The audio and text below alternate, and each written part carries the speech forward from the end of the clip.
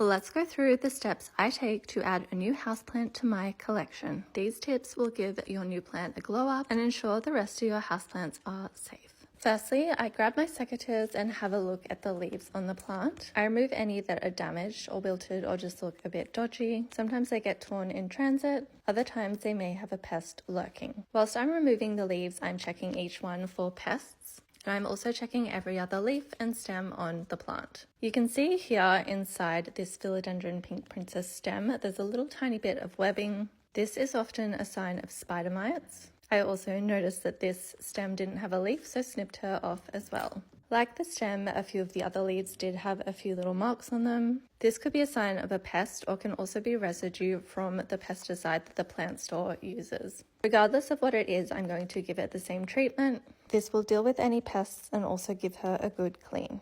Now that I've removed all the leaves that I want to, I'm going to pop her in the shower and give her a good rinse down. You can definitely do this outside with a hose instead. My goal here is not to soak the soil, but it is really focusing on the leaves and stems. I'm going to wash the back and the front of each leaf. This is to clean off any pesticides that are lingering on the leaves, blast any potential pests away. This includes eggs that you may not see, and of course get rid of that slight webbing. It's important that you do the front and the back of the leaves because the back is where most pests will hide.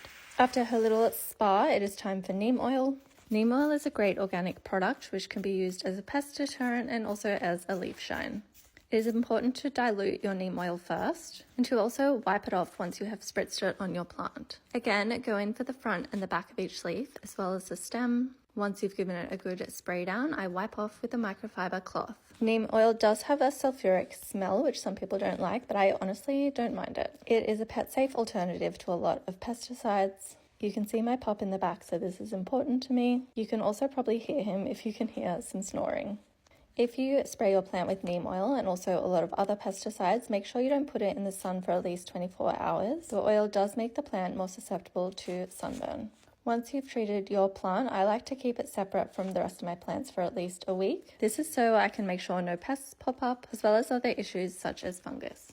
This is a great habit to get into whenever you have a new plant. It's also a good monthly practice. Most of my plants get a monthly spa day. It helps to keep them clean and beautiful and pest-free. Happy planting!